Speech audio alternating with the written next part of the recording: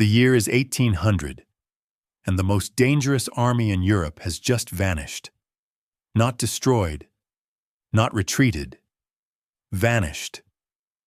40,000 soldiers, 200 artillery pieces, the first consul of France himself, swallowed by the Alps in the first weeks of May, appearing nowhere on any Austrian map, in any Austrian intelligence report, in any dispatch reaching the headquarters of Field Marshal Michael von Melas in northern Italy. Melas was not a careless man. He had scouts. He had informants.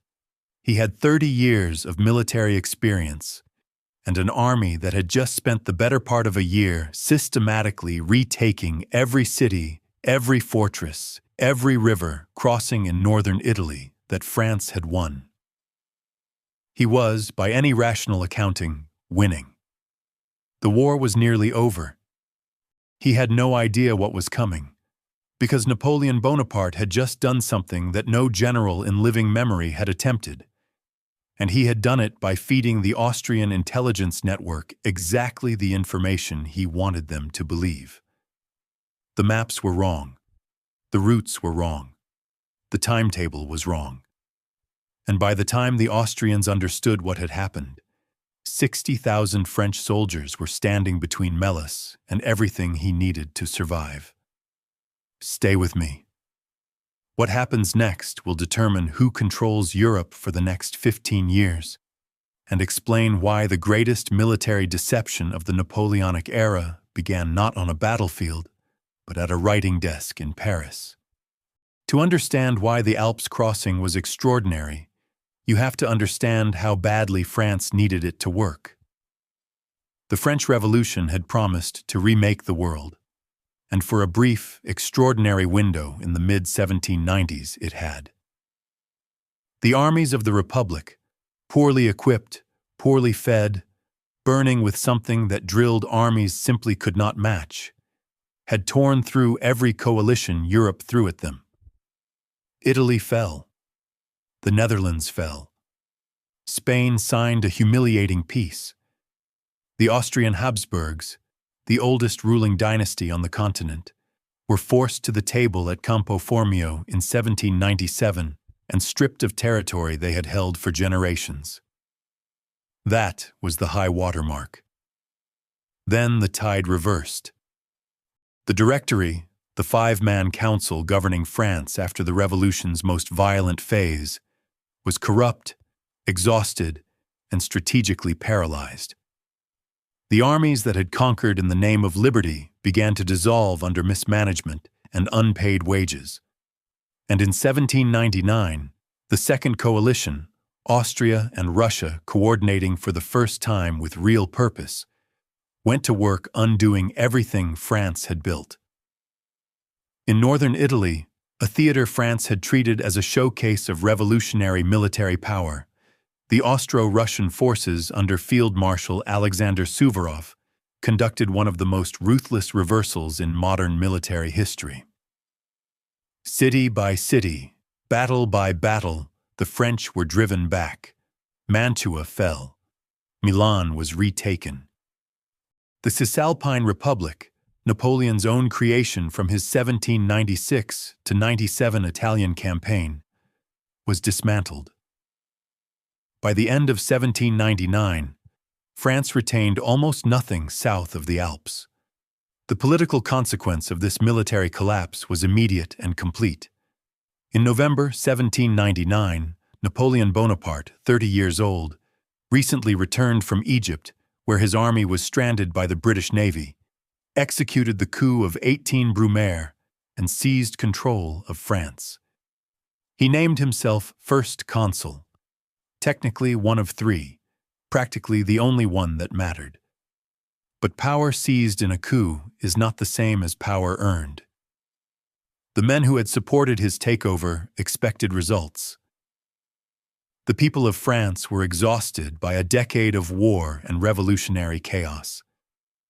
The armies needed payment, equipment, leadership, and the coalition powers, Austria in particular, were watching to see if this new French government would collapse the same way the last four had. Napoleon understood the arithmetic precisely. He could not negotiate from weakness. He could not allow Austria to consolidate its gains in Italy and then dictate terms. He needed a military victory, decisive, dramatic, unmistakable, and he needed it before the summer of 1800 was out. The question was how to get one. He was 30 years old and operating on a timetable that most men never acknowledge. His authority was real but fragile. The generals who had served the Republic were not all loyal to him personally. The politicians who had helped engineer the coup had their own agendas. In Paris, rivals waited for any stumble. His genius, and it was genuine, earned, not mythologized, lay in seeing time and space together in ways that conventional commanders could not. He did not think in terms of holding lines. He thought in terms of destroying the enemy's ability to function as an organized force, cut their supply, sever their communications, place your own army where it can strike in multiple directions, while theirs can only respond to one. His weakness in the spring of 1800 was the same as his strength: speed. He moved faster than his logistics, faster than his intelligence, sometimes faster than the truth. The plan he was assembling for the Italian campaign rested on information he could not fully verify and a crossing he could not fully guarantee. He knew this. He did it anyway. 71 years old. A cavalry officer of the old school, disciplined, methodical, unimaginative in the strategic sense, but formidably competent at the operational level. He had spent the better part of a year rebuilding Austrian control of northern Italy, and doing it well. By the spring of 1800, his army of roughly 140,000 men controlled the Po Valley, the fortresses of the Quadrilateral, and the coastal road to Genoa, which he was in the process of strangling with a siege. His strategic concept was sound. Hold what you have, finish off the French garrison at Genoa, and wait. Austria did not need to destroy France. It needed France to exhaust itself trying to attack across impossible terrain, while Vienna consolidated its gains at the negotiating table. His fatal assumption was that he understood the terrain as well as his enemy did. General André Masséna, commander, French Army of Italy, trapped in Genoa with 15,000 starving soldiers and a civilian population that was dying faster than the garrison. Masséna was performing one of the war's most brutal and consequential delaying actions. He had no illusions about relief. He knew what was being asked of him. Hold Genoa as long as humanly possible, because every day that Austria had to maintain the siege was a day that Melas could not concentrate his forces against whatever Napoleon was planning from the other side of the mountains. He held for 2 months. What that meant in practical terms: the starvation, the disease, the civilian deaths, the deteriorating morale among men who knew they were being used as a strategic instrument and not a fighting force to be saved, is a story that the triumphant narrative of Marengo tends to leave out. The great St. Bernard Pass, the fourth character in this story. Elevation, 2,469 meters. Located in what is now the border between Switzerland and Italy. In May, it is typically still buried under several meters of snow, with temperatures dropping well below freezing after dark. The path is narrow, exposed, and impassable for wheeled vehicles under normal conditions. This is the route Napoleon chose. The plan Napoleon was building in the late winter of 1800 had a central problem. Austria had spies, not amateurs, not occasional informants. Austria had a functioning intelligence apparatus covering the French border with Switzerland and Savoy, and that apparatus was correctly focused on the Alpine passes. Because everyone knew that if France was going to send an army into Italy, It had to come through the Alps. The question was which pass. There were 4 credible options. The Mont-Cenis Pass in Savoy, the most traditional route, the one used by French armies in previous campaigns. Wide enough for artillery, well known, expected. The Simplon Pass, further east, viable but requiring a longer approach march through Switzerland. The Little St. Bernard Pass, a secondary route, narrower but known. The Great St. Bernard Pass, the most direct line from the Swiss plateau to the Po Valley, but brutal in May conditions, and widely considered impassable for a force of any significant size with artillery. Austrian intelligence was watching all of them, but they were watching the Mont-Cenis most carefully, because that was what history suggested. That was where French armies went. Napoleon's genius in the planning phase of the Marengo campaign was understanding that the Austrian intelligence picture was not simply a challenge to overcome. It was a weapon he could use. If you know what your enemy believes, you can shape what he believes. And if you can shape his belief long enough, you can be somewhere he is completely unprepared for before he can respond. The deception began in Paris, at desks and in dispatch orders, weeks before a single French soldier moved toward any mountain. Step 1. The reserve army that wasn't Napoleon's first move was institutional. He created, on paper, an entity called the Armée de Réserve, the Reserve Army, and stationed its theoretical headquarters at Dijon in eastern France. On paper, this army existed. In reality, in the early weeks of 1800, it was largely a fiction, a collection of depot troops, half-trained conscripts, and administrative units that could not have fought a competent engagement against a disciplined force. But Austrian intelligence reported it. And Austrian intelligence reported its headquarters at Dijon. And Dijon pointed, logically, geographically, historically, toward the Mont-Cenis Pass and the traditional invasion route into Piedmont. The Austrian assessment in Vienna and at Melas's headquarters was that if France attempted an offensive in Italy, it would come through Mont-Cenis, probably in late summer, when the passes were at their most accessible, and probably with an army that was still assembling and not yet battle-ready. This assessment was wrong in almost every particular. Step 2. The real army assembling in secret while Austrian attention was on Dijon and the Phantom Reserve Army. The actual military buildup was happening elsewhere. Through the late winter and early spring of 1800, experienced troops, veterans of the Rhine campaigns, reorganized survivors of the Egyptian expedition, units pulled from garrisons across France, were quietly moved toward the Swiss border. Not to one concentration point that might attract attention, but dispersed, the movement hidden in administrative paperwork and the ordinary logistical noise of an army that appeared to be reorganizing rather than preparing to strike. Berthier, Napoleon's chief of staff and the finest operational administrator in the French army, was responsible for the logistics. What Berthier did in the spring of 1800 was, by any honest assessment, as remarkable as anything that happened on the battlefield.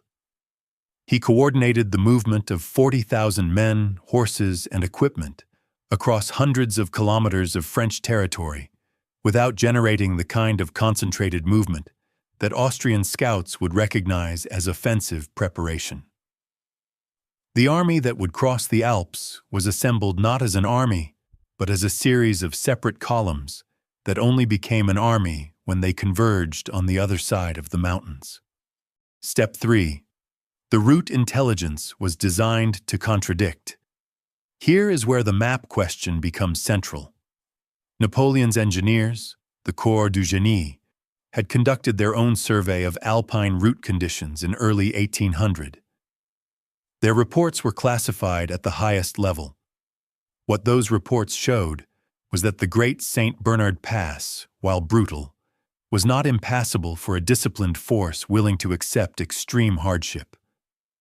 Artillery could be moved through it, not on wheeled carriages, but disassembled and carried piece by piece in hollowed logs dragged by soldiers and mule teams, cannon barrels, wheel assemblies, ammunition. All of it portable if you were willing to pay the physical cost. The Austrian maps, and by extension, Austrian military doctrine, treated the Great St. Bernard as effectively closed in May. Their intelligence assessment was built on this assumption. Their strategic planning for the spring of 1800 was built on this assumption. Napoleon was building his entire campaign on the gap between what Austrian maps showed and what French engineers had measured on the ground. Step 4. Massena as the strategic shield. In April 1800, Massena's army of Italy was being destroyed in slow motion in Genoa. The city was surrounded. The supply situation was catastrophic.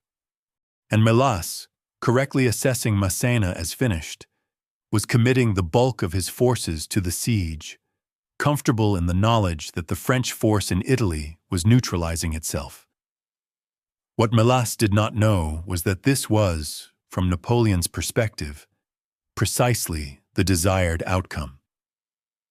Not the destruction of Massena, that was regrettable but acceptable, but the concentration of Austrian forces in the west, around Genoa, pointed away from the Alpine passes in the north and east. Every Austrian regiment committed to the siege of Genoa was a regiment that was not watching the St. Bernard. Every day Massena's garrison held was a day Melas could not redistribute his forces. The men dying in Genoa were not simply a rearguard. They were, in the coldest strategic calculus, human time, bought at a terrible price to give Napoleon's army the window it needed to cross the mountains and appear where no one expected it. Step 5. The timing window. May in the Alps is not a month that military history usually marks as optimal for movement. It is the window between the worst of winter and the full opening of the passes in June, which means the passes are technically passable, but at enormous cost in human endurance. A June crossing would have been easier. It would also have been too late. By June, Genoa would fall. By June, Melas would have finished the siege, consolidated his forces, and potentially redistributed his army to cover multiple approaches. The window for appearing behind the Austrian army while it was still dispersed and committed to a siege was May, specifically, the 2nd and 3rd weeks of May 1800. Napoleon set the crossing for May 15th. Step 6. The problem no one solved, Fort Bard. The Great St. Bernard deposited the French army into the Val d'Aosta, a valley running west to east from the pass toward the Po Plain.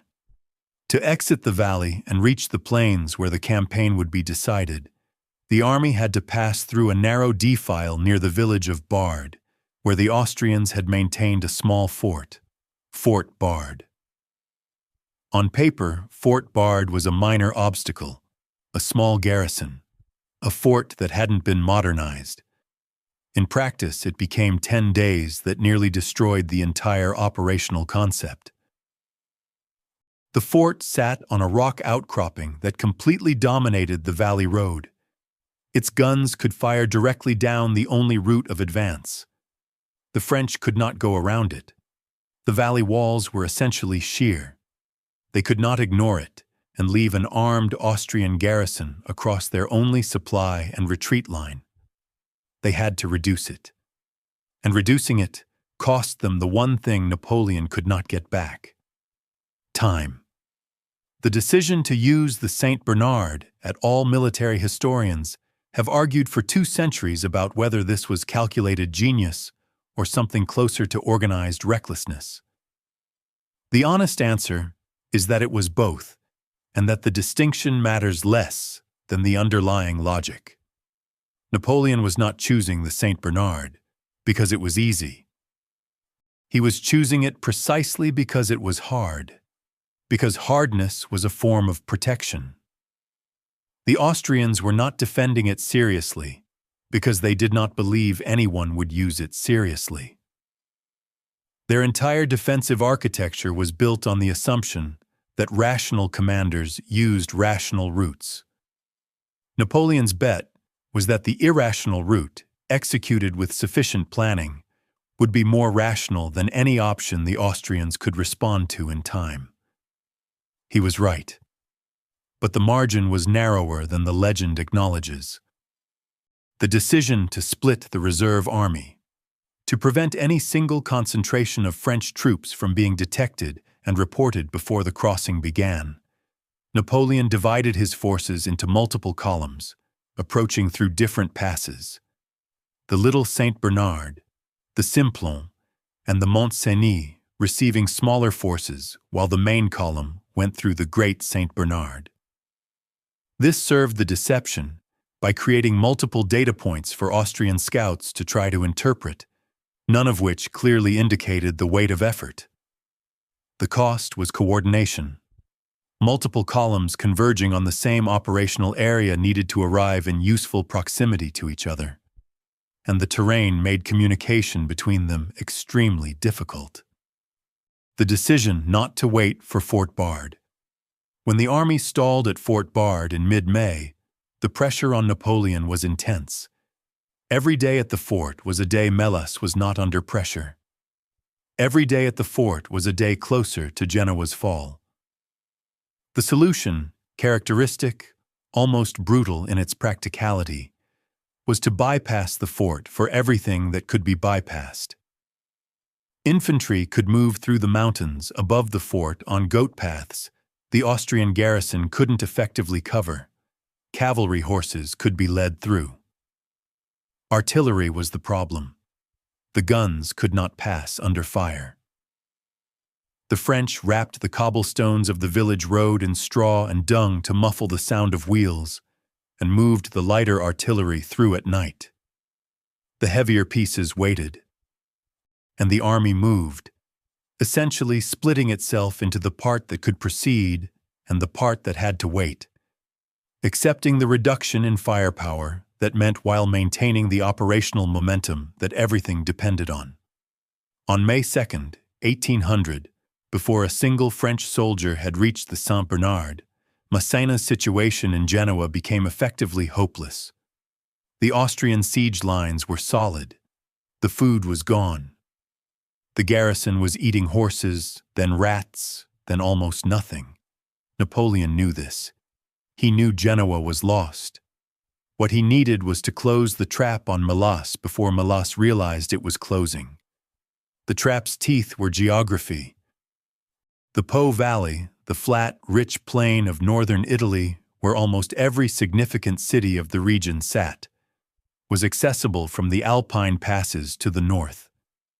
If a French army could descend from the Alps, move east to Milan, and then move south to the Po River, it would be standing between Melas's army, concentrated around Genoa and the western Po Valley, and Austria beyond the Mincio River to the east. Melas's supply lines, his reinforcement routes, his ability to retreat, all of it ran through the exact ground Napoleon intended to occupy. The moment the French took Milan, which fell on June 2, 1800, with almost no resistance, the strategic situation inverted. Melas was no longer a victorious general consolidating gains. He was an army cut off from home, operating in a theater where the initiative had completely changed hands. This was the turning point. Not a battle. A geographic fact. A French army was now between Melas and Austria, and Melas had to fight his way through it, or surrender everything he had spent a year building.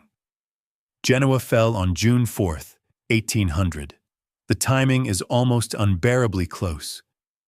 2 days after the French took Milan. Massena, after 2 months of a siege that killed thousands of Genoese civilians from starvation and disease, surrendered the city on terms.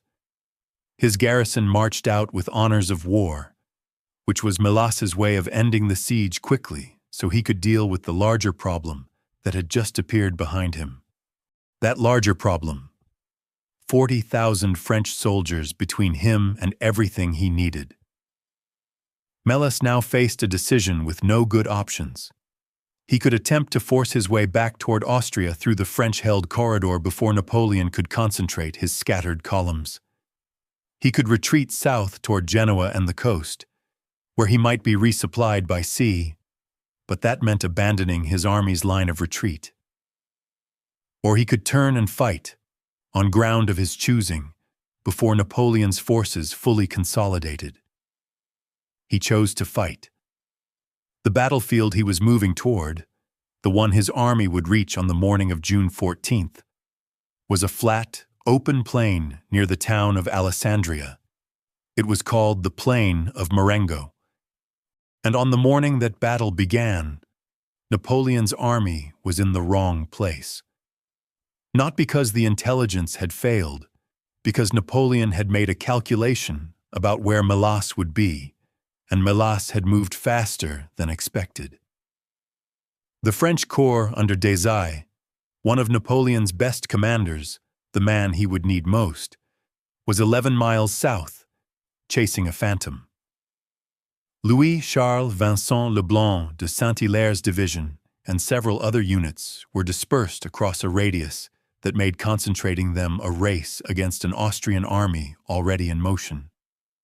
The deception that had gotten the French army across the Alps was now working against them.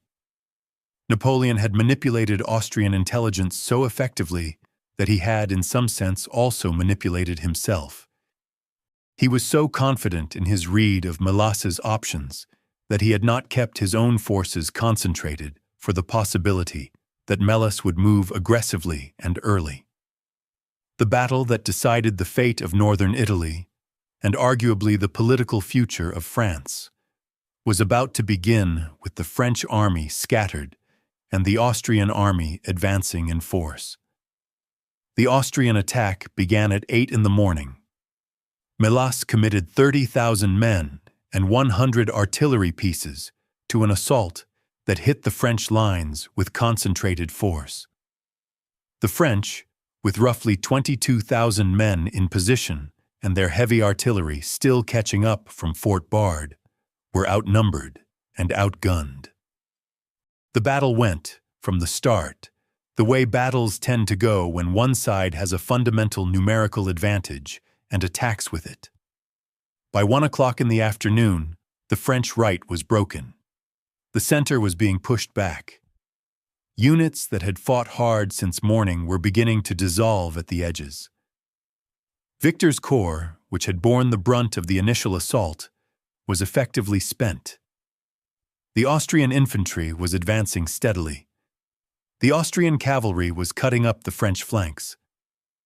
Melas, 71 years old, wounded by a musket ball, exhausted after hours in the saddle, turned command over to his subordinate, General Zach, rode back to Alessandria, and began composing his victory dispatch to Vienna. He was not being reckless.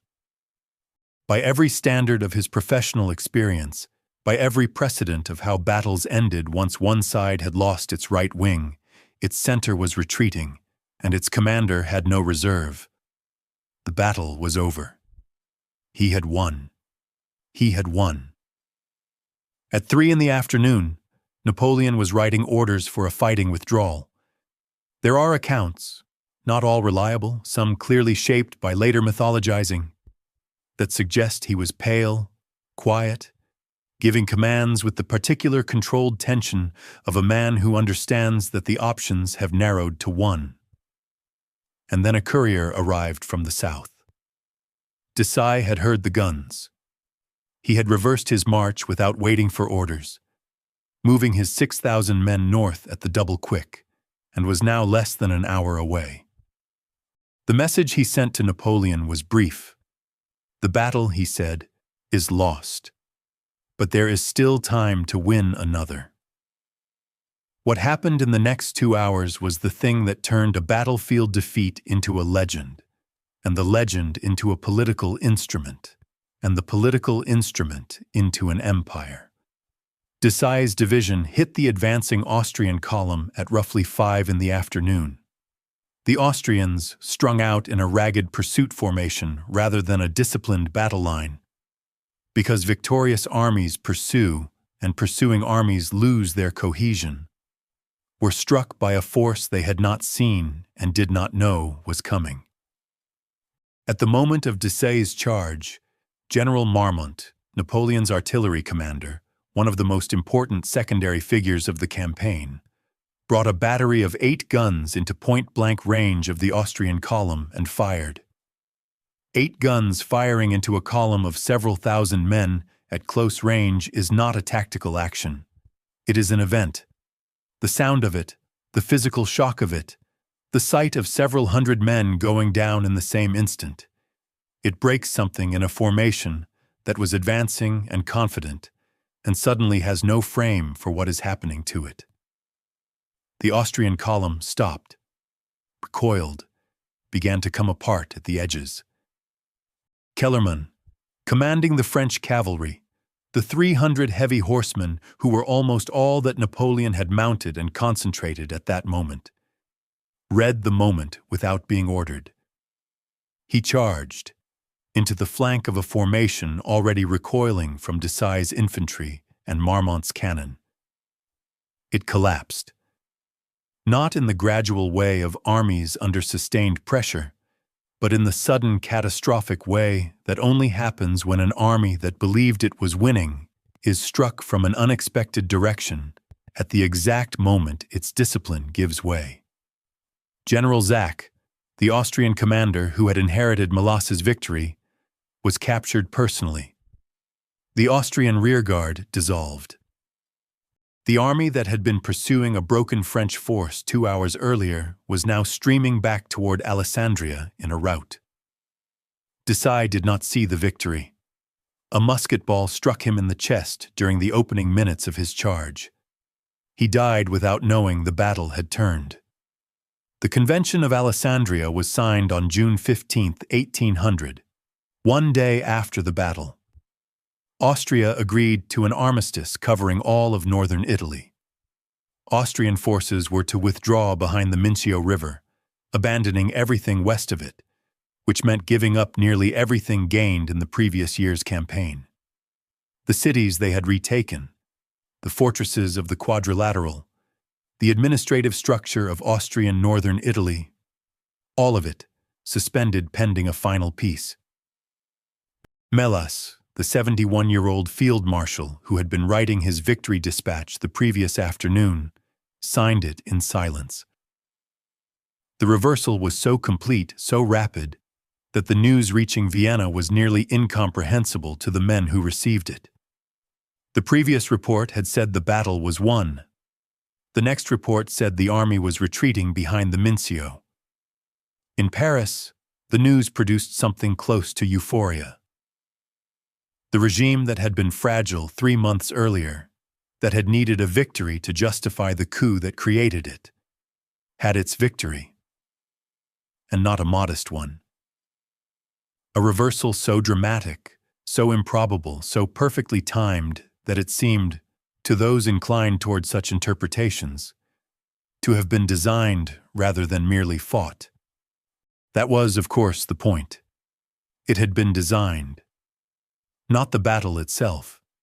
No one designs battles. But the conditions that made the reversal possible. The crossing that put the French army where no one expected it. The deception that kept Austrian attention pointed the wrong direction for 2 months. The intelligence campaign that exploited the gap between what the Austrian maps showed and what French engineers had actually measured.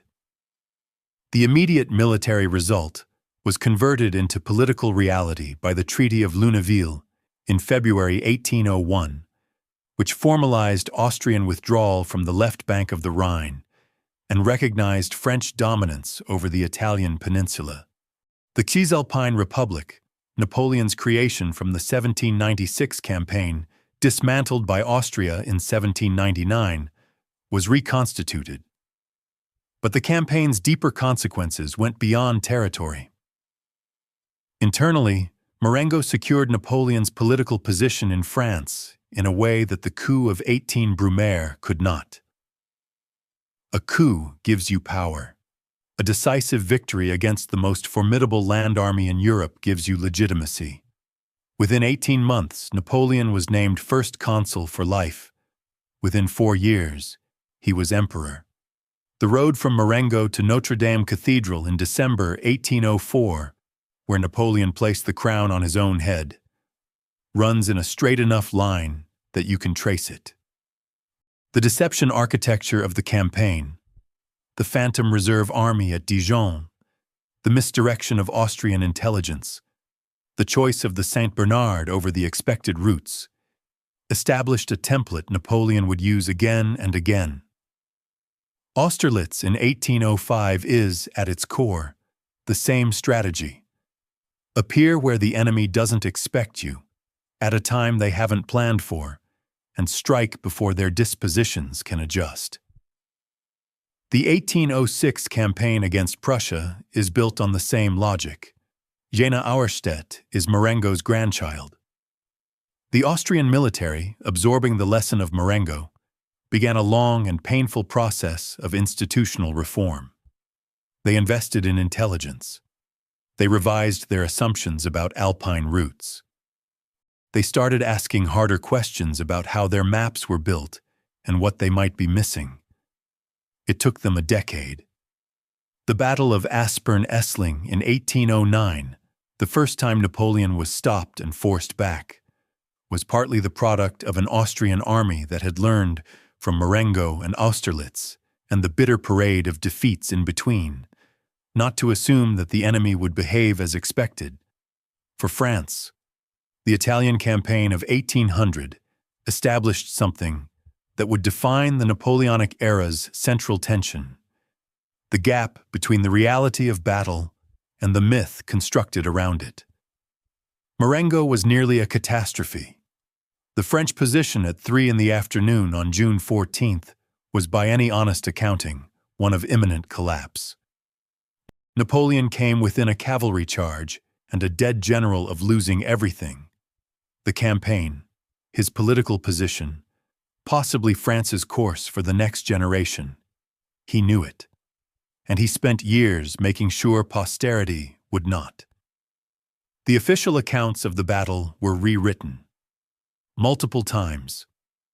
Napoleon personally supervised revisions to the historical record that moved French cavalry charges forward in time, repositioned artillery to look more deliberate, and minimized the degree to which the victory had depended on Desailly's independent decision to march toward the guns. By the time the canonical account was fixed, Marengo read less like a desperate recovery and more like a calculated trap. The fake map that got the French army across the Alps was remarkable. The fake history that reshaped what happened afterward was, in its own way, just as carefully drawn. There is a small hospice at the top of the Great St. Bernard Pass, run today by Augustinian monks, as it has been run for close to 1,000 years. The monks are best known for the dogs, the St. Bernards, the large rescue breed that carries the pass's name and was bred in part by this order to assist travelers in distress on the mountain road.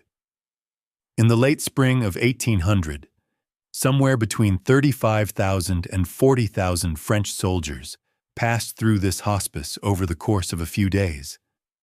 The monks fed them bread, cheese, and wine. The army's commissary records show payment. The monks' records show something more interesting. They ran out of food.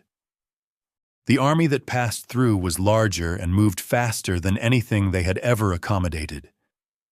That is the monument, if you want one. Not a statue, not a triumph. The record in a monastery ledger showing that the hospice's provisions, built to sustain travelers across a mountain pass, were not adequate for what appeared on their doorstep in May 1800. Because nothing in the Austrian military's conception of what was possible had prepared them for what was possible. This is the lesson that the Alps crossing teaches, and it is not primarily a military lesson. It is an epistemological one. Every military force, every institution, every empire, every established power builds its defensive architecture around what it believes to be true. Austrian doctrine said the street. Bernard was not a viable May crossing for a large force.